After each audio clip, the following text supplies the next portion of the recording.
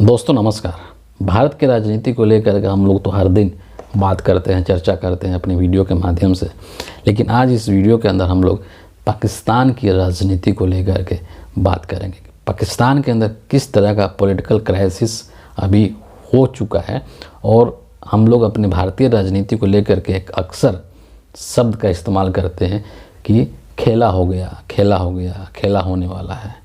तो ये जो खेला है ये सिर्फ हिंदुस्तान की ही राजनीति में ही नहीं होता है, बल्कि पाकिस्तान की राजनीति में भी ये खेला हो रहा है। वहाँ पर अभी चुनाव हुआ है प्रधानमंत्री के लिए और उस चुनाव के अंदर बहुत ही कमाल की चीज़ें निकल करके बाहर आई है। उसी को लेकर के आज हम इसमें डिस्कस करेंगे। और अगर आप अपने पड़ोसी मुल्क के राजनीति में इंटरेस्ट रखते हैं तो इस वीडियो को ज़रूर देखिए और समझिए ध्यान से। एक एक चीज़ को मैं आपको बताने की कोशिश करूंगा, आपको समझाने की कोशिश करूंगा, ताकि आपको पूरा पिक्चर जो है पाकिस्तान की राजनीति का वो एकदम क्रिस्टल क्लियर हो जाएगा। सबसे पहले हम अगर बात करें कि वहाँ पर तीन मुख्य पार्टियाँ हैं, है ना, या तीन मुख्य प्लेयर हैं जिनके बीच में लड़ाई है। ठीक है, सबसे पहले जो वहाँ की पार्टी अभी जो सत्तारूढ़ है, जो अभी सरकार में, वो है पाकिस्तान मुस्लिम लीग नवाज, जिसको कि शॉर्टकट में बोलते हैं PMLN। नवाज इसलिए बोलते हैं क्योंकि ये नवाज शरीफ की पार्टी है। ठीक है, दूसरी जो पार्टी है वो पाकिस्तान पीपल्स पार्टी है, जो कि बिलावल भुट्टो की पार्टी है। और तीसरी जो पार्टी है वो इमरान खान की पार्टी है। इमरान खान जो कि पहले क्रिकेटर थे और बाद में ये पॉलिटिशियन बन गए। तो तीसरी पार्टी इनकी है जिसका कि नाम है PTI। PTI को अगर पूरा नाम बोले तो ये है पाकिस्तान तहरीक इंसाफ पार्टी। ये इमरान खान साहब की पार्टी है। यही तीन प्लेयर हैं। ठीक है, ये पहली चीज़ आप समझ लीजिए पाकिस्तान की राजनीति को। दूसरी चीज़ ये है कि इस तरीके से हम अपने हिंदुस्तान में, भारत में बोलते हैं ना कि संसद का चुनाव होना है, लोकसभा का चुनाव होना है। तो जो संसद है, हम अपने हिंदुस्तान में संसद बोलते हैं, लेकिन ये जो संसद है, पार्लियामेंट है, दुनिया के अलग अलग देशों में पार्लियामेंट का अलग अलग नाम होता है। ठीक है, उसी तरीके से पाकिस्तान के अंदर जो संसद है उसको हम लोग नेशनल असेंबली बोलते हैं, नेशनल असेंबली बोला जाता है। ठीक है, उसी का चुनाव हो रहा है। वहाँ का आंकड़ा समझिए कि पाकिस्तान का जो नेशनल असेंबली है उसका आंकड़ा क्या है। टोटल जो पाकिस्तान की नेशनल असेंबली है उसका कुल क्षमता जो है, टोटल स्ट्रेंथ जो है वो 336 का है। ठीक है, अब 336 में से जो चुनाव होता है वो सिर्फ 266 पे होता है, 266 पे होता है। क्यों? क्योंकि जो बाकी की सीटें हैं वो आरक्षित सीटें, वो रिजर्व सीटें हैं। जैसे कि जो 60 सीट है वो महिलाओं के लिए रिजर्व है, जो 10 सीट हैं वो अल्पसंख्यकों के लिए रिजर्व है। तो 60 और 10 70 होता है, और 70 में जब आप 266 ऐड कर देंगे तो ये बन जाएगा टोटल 336, यानी कि 336 सीटें। ठीक है, ये क्लियर हो गया। अब 266 सीटें जिस पर कि अभी चुनाव हुआ है, इसमें से भी 265 पर ही चुनाव हुआ है। क्यों? क्योंकि जो एक सीट का जो उम्मीदवार था उसकी मृत्यु हो गई, जिसके वजह से वहाँ पर जो चुनाव था वो स्थगित हो गया है ना। तो चुनाव हुआ टोटल 265 पर है, और इसमें जो बहुमत के लिए उनको आंकड़ा चाहिए होता है वो 133 चाहिए, 133 चाहिए। अब देखिए कि ये जो तीनों पार्टियां हैं, है ना, इन तीनों लोगों को क्या क्या सीट मिला है, कितना कितना सीट का नंबर मिला है। तो इसमें जो सबसे बड़ी पार्टी है जो कि इमरान खान की पार्टी, जो कि PTI है, वो बन करके उभरी है।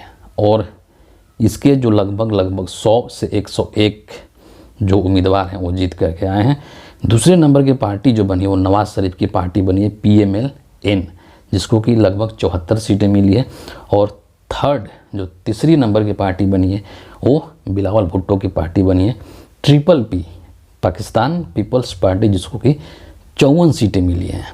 ये जो है एक तरीके का रिजल्ट है। और अब इसमें देखिए कि किसी भी पार्टी को स्पष्ट बहुमत नहीं मिला है, क्योंकि स्पष्ट बहुमत के लिए कितना चाहिए, 133 चाहिए। किसी को स्पष्ट बहुमत नहीं मिला है। अब एक चीज़ यहाँ पर और समझने की ज़रूरत है। पाकिस्तान का इतिहास रहा है, जब से पाकिस्तान बना है तब से लेकर के अभी तक इतिहास रहा है कि वहाँ पर जो सेना है, सेना की बहुत भूमिका होती है। आपको पता है कि पाकिस्तान के अंदर सेना वाले तुरंत तख्ता पलट कर देते हैं, तो सेना का वहाँ पर बहुत ही वर्चस्व है। और अभी पाकिस्तान की जो सेना है वो किसके सपोर्ट में है? वो सत्तारूढ़ दल नवाज शरीफ के सपोर्ट में है। ठीक है, तो अब सीन क्या हो रहा है? क्लियर मेजोरिटी तो किसी को है नहीं। तो अब ये जो नवाज शरीफ साहब हैं और ये जो बिलावल भुट्टो हैं, ये किसी भी हालत में ये नहीं चाहते हैं कि इमरान खान दोबारा से प्रधानमंत्री बने पाकिस्तान का। और एक और चीज़ आपको पता होगा कि इमरान खान अभी कहाँ है? जेल में है। ठीक है, और इनके साथ जो है मतलब इनका चुनाव चिन्ह भी छीन लिया गया, जैसे कि महाराष्ट्र के अंदर उद्धव ठाकरे के साथ हुआ था, इनको जेल में डाल दिया गया है ना। चुनाव चिन्ह जब इनका छीन लिया गया तो इनके जो उम्मीदवार थे उसमें से अधिकांश लोग, ये जो इनकी जो सीट है ये 101 के लगभग, ये इसमें से अधिकांश लोग निर्दलीय हैं। लेकिन वो निर्दलीय लोग बेसिकली इन्हीं के पार्टी के लोग हैं। समझ रहे हैं आप बात? तो सोचिए कि जेल में होते हुए भी, इमरान खान जेल में रहते हुए भी, क्या उनका मतलब सिंपैथी था लोगों के अंदर उनको ले करके, और किस तरीके से लोग उनके सपोर्ट में थे कि जेल में बंदा है इसके बावजूद भी वो पाकिस्तान के अंदर सबसे बड़ी पार्टी बन करके उभरा है। बेशक से मेजॉरिटी नहीं आई है, बहुमत नहीं आया है, लेकिन सिंगल लार्जेस्ट पार्टी बन करके इमरान खान की पार्टी पीटीआई उभरी है, इसके बावजूद कि इमरान खान जेल में है ना। लेकिन अब यहाँ पर क्या हो रहा है कि चूँकि बहुमत तो है नहीं और सेना इमरान खान के पक्ष में है नहीं, सेना नवाज शरीफ के पक्ष में, जो कि अभी फ़िलहाल वहाँ के सत्तारूढ़ पार्टी है। प्रॉब्लम ये है कि अगर नवाज शरीफ और बिलावल भुट्टो दोनों लोग मिल भी जाते हैं तो ये लोग तकरीबन 127-28 के पास जो है वो इनकी सीटें बनती है, जो कि बहुमत से फिर भी कम है। ऐसी स्थिति में लोग क्या कर रहे हैं? ये लोग सोच रहे हैं कि भैया जो लोग निर्दलीय हैं या जो लोग इनके पार्टी के से चुनाव जीत करके आए हैं उनको तोड़ दिया जाए। तो हॉर्स ट्रेडिंग पाकिस्तान के राजनीति में भी हो रही है। ऐसा नहीं कि हिंदुस्तान के, भारत के राजनीति में हॉर्स ट्रेडिंग हो रही है। ऐसा नहीं कि सिर्फ मोदी जी ही विधायक खरीदते हैं, है ना। पाकिस्तान के अंदर भी इस तरीके के काम हो रहे हैं हॉर्स ट्रेडिंग का। और इसीलिए 3-4 दिन हो चुके हैं रिजल्ट आए हुए, वहाँ के चुनाव हुआ, उसके बाद गिनती हुई, और गिनती होने के बावजूद भी 3-4 दिन हो चुका है, लेकिन इसके बावजूद भी अभी क्लियर नहीं हो पा रहा है कि किसकी सरकार बनेगी, क्योंकि हर कोई जो है वो खींचतान करने में लगा हुआ है। और चूँकि जो मुखिया हैं पीटीआई के इमरान खान, वो चूँकि जेल में है, तो उनके पार्टी के सामने एक नेतृत्व का संकट जरूर है, इसी से इनकार नहीं किया जा सकता है। और दूसरी चीज़ आपको मैं ये भी बता दूं कि जो इमरान खान की पार्टी है पीटीआई, इन लोगों ने इनके सारे चुनाव सिंबल भी छीन लिए गए थे वहाँ के चुनाव आयोग के द्वारा, और इन लोगों को बहुत ही उल्टे सीधे चुनाव मतलब चिन्ह दे दिए गए थे, कुछ भी दे दिया गया था ताकि ये हार जाए। और इसीलिए इन लोगों ने पूरा ये जो चुनावी प्रक्रिया है और जो चुनाव का जो रिजल्ट है, इसके ऊपर भी इनकी पार्टी पीटीआई ने सवाल खड़ा किया है। और इन लोगों का ये कहना है कि इसमें जो है छेड़छाड़ किया गया है रिजल्ट के साथ में, और किसी न किसी तरीके से धांधली करने की कोशिश की गई है। लेकिन इन सब चीज़ों के बावजूद भी आप सोचिए कि इमरान खान की पार्टी सबसे बड़ी पार्टी बन करके उभरी है। क्या मैसेज है? मैसेज यही है कि आप चाहे कुछ भी कर लें, किसी भी नेता को जेल में डाल दें, लेकिन अगर जनता उसके साथ है तो आप उसका कुछ नहीं बिगाड़ सकते हैं। भारत की राजनीति के लिए एक बहुत बड़ा सबक है वर्तमान में जिस तरीके की राजनीति हिंदुस्तान के अंदर चल रही है, कि जो लोग नरेंद्र मोदी से हाथ नहीं मिलाते हैं, जो लोग नरेंद्र मोदी का साथ नहीं देते हैं, नरेंद्र मोदी उनको जेल में उठा के डाल देते हैं। इससे सीखने की ज़रूरत है, इसे सबक लेने की ज़रूरत है कि आप बेशक से उसके नेता को तो जेल में डाल देंगे, लेकिन जो उसके समर्थक लोग हैं, जो जनता है, उसको आप क्या करेंगे, है ना। उसको आप वोट देने से तो नहीं रोक पाएंगे अगर वो अपने नेता के पक्ष में वोट देना चाहती है तो।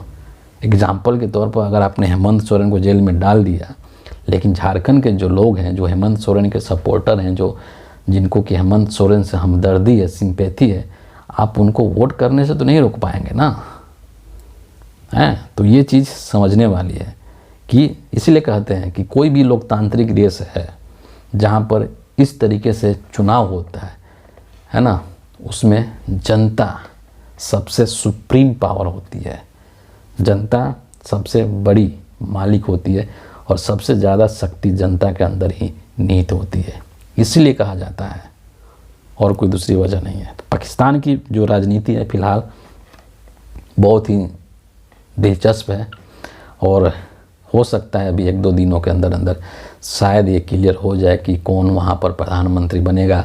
और चूँकि भारत और पाकिस्तान के रिश्ते थोड़े से हमेशा खटास में रहते हैं, आपको ये चीज़ पता है, तो जो प्रधानमंत्री बनेगा अभी नया, देखना होगा कि उसका भारत के प्रति क्या रवैया होता है, किस तरीके से भारत पाकिस्तान के रिश्ते को चलाने की कोशिश करता है। तो इसीलिए पाकिस्तान की राजनीति से भारत का भी संबंध है ना, क्योंकि जिस विचार के लोग वहाँ पर गद्दी पर बैठेंगे, सत्ता में आएंगे, उसी के अनुसार वो अपने रिश्ते भी पड़ोसी देशों के साथ या दुनिया के बाकी मुल्कों के साथ करते हैं।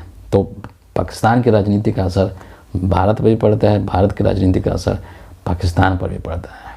फिलहाल जो भी आगे अपडेट होगा कि कौन वहाँ के प्रधानमंत्री बने हैं, उनका काम करने की क्या शैली है, क्या भारत को लेकर क्या वो सोचते हैं, इन सब चीज़ों को लेकर के भी हम आगे आपको अपडेट करते रहेंगे। इस वीडियो के लिए इतना ही है। आप सभी का बहुत बहुत शुक्रिया, धन्यवाद।